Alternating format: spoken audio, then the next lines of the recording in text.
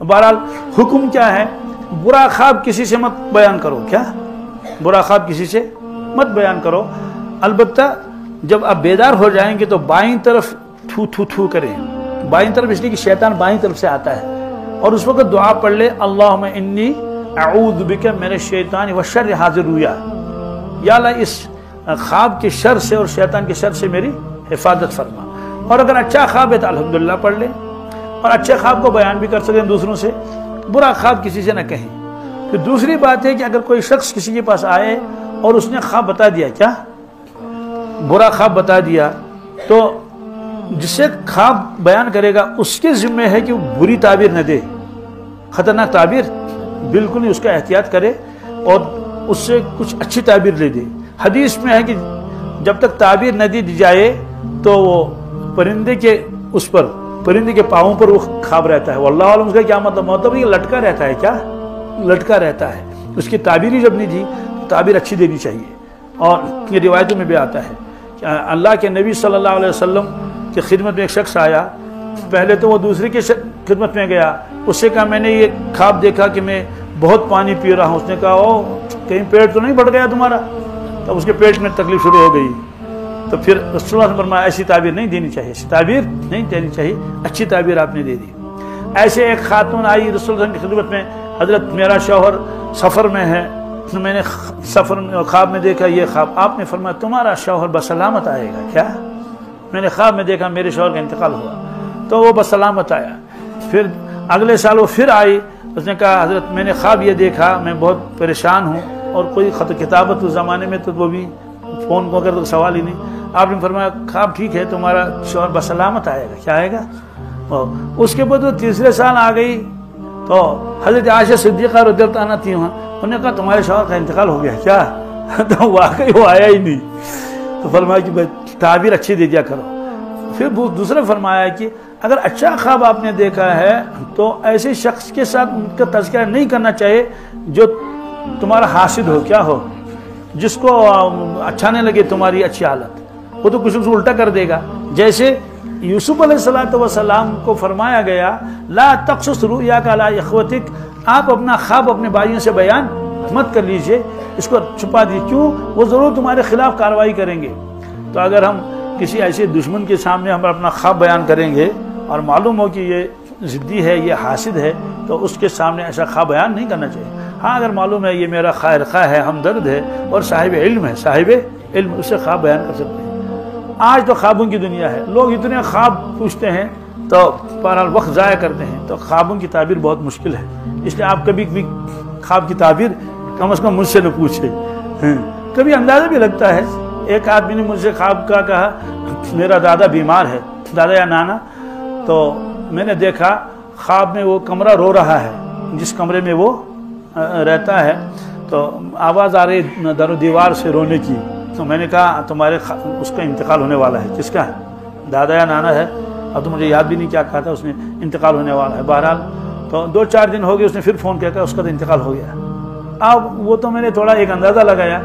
قرآن پاک میں ہے کہ جب فرعون ڈوب گیا فما بکت علیہم السماء والارض وما كانوا منظرین, اللہ تعالیٰ فرماتے ہیں کہ جس دن فرعون ڈوب گیا اپنے لشکر کے ساتھ, نہ تو آسمان نے رویا نہ تو زمین نے رویا, کسی کو افسوس نہیں ہوا. کسی کو افسوس کیوں افسوس ہو جائے گا؟ ظالم مر گیا. تو صحابہ کرام نے عرض کیا یا رسول اللہ صلی اللہ علیہ وسلم یہ کیا فرماتے ہیں اللہ تبارک تعالیٰ کہ نہ تو آسمان نے رویا نہ تو زمین نے رویا, تو کیا کسی کے مرنے پر آسمان یا زمین یہ روتے ہیں؟ آپ نے فرمایا ہاں آسمان بھی روتا ہے, زمین بھی روتی ہے. جب مومن مرتا ہے, کیا مومن کے انتقال پر زمین روتی ہے, آسمان روتا ہے. کہ کیسے؟ کہ زمین کے جس حصے پر بندے مومن عبادت کرتا تھا, تلاوت کرتا تھا, ذکر کرتا تھا, سجدے کرتا تھا, تو وہ سارے ٹکڑے اس دن روتے ہیں کہ افسوس وہ نہ رہا. افسوس ہم کو معلوم نہیں ہے کہ ان اعمال کی وجہ سے زمین کو کتنی خوشی ہوتی ہے. ایک حدیث میں ہے کہ جب آدمی چلتا ہے کسی پہاڑ کے اوپر سے تو پہاڑ خوش ہو جاتا ہے, پھر پہاڑ دوسرے پہاڑ سے باتیں کرتا ہے. ہمارے نزدیک تو یہ بالکل بے جان ہے نا, لیکن اللہ کے نبی صلی اللہ علیہ وسلم فرمائے یہ باتیں کرتے ہیں. تو پہاڑ اس سے پوچھتا ہے کہ کیا تمہارے پاس سے آج کوئی اللہ اللہ کرنے والا گزرا؟ یہ نہیں کہا ایکسکرشن والے گزرے یا نہیں, وہ تو گزرتے ہی رہتے ہیں. کوئی اللہ وہ کہتا فخر سے کہتا ہے کہ ہاں آج ایک شخص یہاں سے گزرا اور وہ ذکر کرتے ہوئے گزرا، وہ تلاوت کرتے ہوئے گزرا، یا یہ کہ اس نے یہاں نماز پڑھ لی ظہر کی عصر کی، تو فرمایا کہ یہ فخر کر لیتے ہیں۔ یہ جو ٹکڑے ہیں جن پر وہ عبادت کرتا تھا یہ اس دن روتے ہیں، یہ اس دن۔ تو سوال ٹھیک تھا، آسمان کا ہمارے سے کیا تعلق ہے؟ ہر مومن کے لیے آسمان میں 2 دروازے ہیں، کیا؟ ہر مومن کے لیے یہ جب مومن پیدا ہو جاتا ہے تو اسی وقت سے وہ دروازے کھول دیے جاتے ہیں۔ ایک دروازے سے رزق اترتا ہے، کیا؟ اس کے لیے جتنا مقدر ہے، یہ مضمون قرآن پاک میں بھی ہے۔ ایک دروازے سے اس کے نیک اعمال اوپر چڑھتے ہیں، یہ بھی قرآن پاک میں ہے۔ مثلا وَفِي السَّمَاءِ رِزْقُكُمْ وَمَا تُوعَدُونَ، اللہ تعالیٰ فرماتے ہیں لوگوں آسمان میں تمہارا رزق ہے، کیا؟ نکلتا تو زمین سے ہے لیکن اترتا کہاں سے؟ بارش اترتی ہے، رحمتیں اترتی ہے، اور سورج شعاعیں ڈال دیتا ہے، اور چاند کا بھی اس میں دخل ہے، تو اوپر سے تو یہ سارا نظام ہے۔ اب بارش نہ برسے، سورج نہ نکلے تو کیا نکلے گا نیچے سے؟ پھر فیصلے کے مطابق نکلتا ہے۔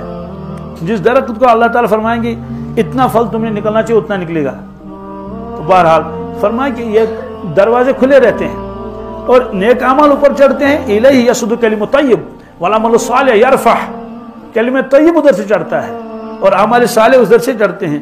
جب تک وہ زندہ ہے تب تک وہ کھلے رہیں گے، چاہے وہ بیماری کیوں نہ ہو، پھر بھی پانی تو پیتا ہوگا، کچھ نہ کچھ تو کھاتا پیتا ہوگا، چاہے گلوکوزی سے ہی تو دوائی سے ہی، وہ بھی تو ایک قسم کی بہرحال، اور کچھ نہ کرے تو اللہ اللہ تو کرتا ہی ہے، کیا؟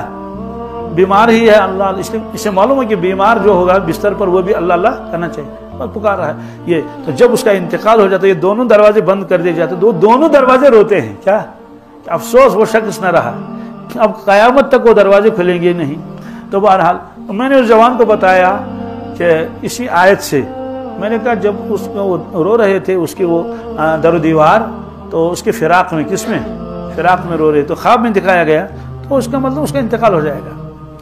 اور یہ چیزیں کبھی کبھی اللہ تعالیٰ ظاہر بھی کر لیتا ہے، جیسے اللہ کے نبی صلی اللہ علیہ وسلم جب پہلے دن ممبر لایا گیا، ممبر میں خطبے ہر مسجد نبوی میں، تب تک ممبر وہاں نہیں تھا، بس محراب کی جگہ تھی فقط، البتہ وہاں ایک ستون تھا، آپ خطبہ دیتے تھے وہی نماز پڑھاتے تھے۔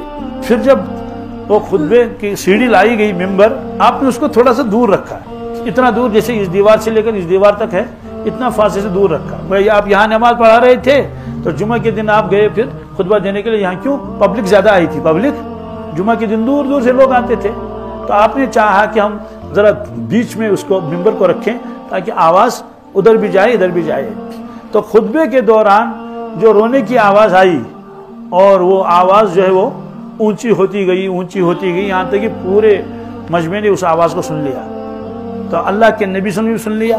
پہلے تو یہ معلوم ہوا کہ کوئی بچہ رو رہا ہے، لیکن جب غور کیا تو کوئی بچہ تو روتا نہیں ہے، تو آپ اترے، خطبہ کو وہیں چھوڑ دیا، آئے اس ستون کے پاس، اس سے باتیں کی آپ نے، تو وہ ستون رو رہا تھا، اسے کہا ماں یبکی کا، کیا آپ کس نے رلایا آپ کو؟ تو اس نے باتیں کی، اس نے کہا حضرت آپ کے فراق نے، کس نے رلایا مجھے؟ کہا کیوں؟ کہا آپ یہیں خطبہ دیتے تھے، یہیں نماز پڑھاتے تھے، آج تک اتنی دور تشریف لے گئے تو میں تو محروم ہو گیا، میں تو آپ میرے ساتھ ٹیک بھی لگاتے تھے۔